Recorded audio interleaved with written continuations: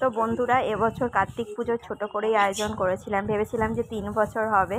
তো এই দেখো, ওকে বলছিলাম, আমার বরকে বলছিলাম যে দেখো কত ছোট্ট পুচকি কার্তিক, আর কার্তিকের মুখটা কি সুন্দর। আমি আর ও গিয়ে কার্তিক পুজোর আগের দিন মানে শুক্রবার কিনে নিয়ে এসেছিলাম ফল, মিষ্টি, যা যা।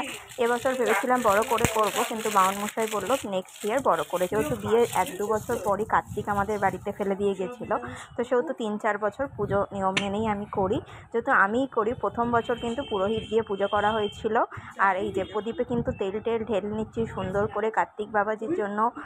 যা যা আয়োজন করা মানে যতটা আমি জানি ততটাই করেছি, যেহেতু নিজে হাতে পুজো করছি আর তোমাদের সঙ্গে সবটাই শেয়ার করছি। এই যে সলতে বলতে দিয়ে কিন্তু, আর শাশুড়িও ছিল, আর এদিকে ও ছিল, একটু হেল্প করছিল ক্যামেরা ধরে দেওয়ার জন্য। এই যেদিকে কিন্তু সলতেটা আমি প্রদীপের মধ্যে দিয়ে দিয়েছিলাম। এই প্রদীপটাও আমি কিনেছিলাম। আমি ছোট করে নিজের ভুল ত্রুটি হলে একটুখানি বলো বা ক্ষমা করে দিও।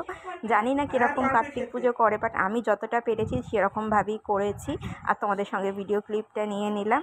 তো তোমরা কমেন্টে জানিও যে কেমন হয়েছে আমার এই কার্তিক পুজো। এই যে এদিকে কিন্তু কার্তিক বাবাজির জন্য ফুল মালা ও কিছুক্ষণ আগে অফিস থেকেই নিয়ে এসেছিলো, একদম টাটকা ফুলের মালা আর সন্দেশ মিষ্টি যা যা। এই যে কার্তিক বাবাজিকে কিন্তু এই মালাটা পরিয়ে দিয়েছি, যেহেতু আমাদের কার্তিক মানে ঠাকুরের সাইজটা খুবই ছোট ছিল। আর এদিকে কুচো ফুলও নিয়ে এসেছিলো, একটা মালা নিয়ে এসেছিলো সুন্দর করে, কিন্তু আমি সব চাঁদ মালা নিয়ে এসেছিলো, তারপর তীর ধনুক যা যা লাগে, তারপর ময়ূরের মানে পালক সবই দেখতে পাচ্ছ। আর এদিকে নিয়ে এসেছিলো হচ্ছে ধুনো ধূপ, যেটা খুব ভালো ঠাকুর পুজোর জন্য বা এমনি পুজোর জন্য। তো এই যে সুন্দর করে কিন্তু কার্তিক বাবাজিকে আমি নিজের মতো করেই সাজিয়ে দিচ্ছি। আর তোমরা জানিও যে আমাদের কার্তিক বাবাজিকে কেমন লাগছে, কি সুন্দর মিষ্টি মুখটা না, দারুণ লেগেছে। আর আমি নিজে হাতেই সবটা করেছি, আর পাশে শাশুড়িও ছিল আর আমার বড়ও ছিল। তো এদিকে কিন্তু সুন্দর করে আমি ফুলের ডেকোরেশনটা সুন্দরভাবে কার্তিক বাবাজিকে সাজিয়ে দিচ্ছি।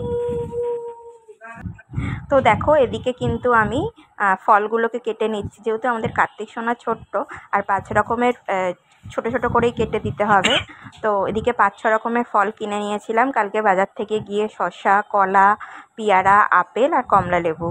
এই 5-6 রকমের ফল কিন্তু ঠাকুরকে আমি কেটে দিচ্ছি। ঠাকুরের বাসনপত্র আগে আমি দুপুরে স্নান করে সব ধুয়ে টুয়ে পরিষ্কার করে রেখে দিয়েছিলাম, আর ঠাকুরের বটি সব কিছু ধুয়ে কিন্তু আমি কাটতে বসে গিয়েছি। আর এদিকে শাশুড়িও কিন্তু আমাকে হেল্প করছিল।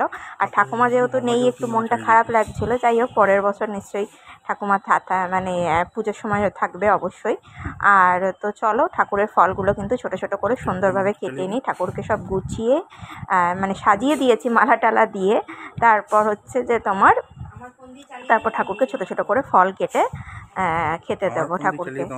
আর এই দেখো বটিটা দেখেছো, মানে বটিটা না ধারটা প্রচণ্ড ছিল, খুব সাবধানে ও বলছিল সাবধানে হাত টাত না কেটে যায়, কারণ বটিটা সেরকম প্রচণ্ড ধার ছিল।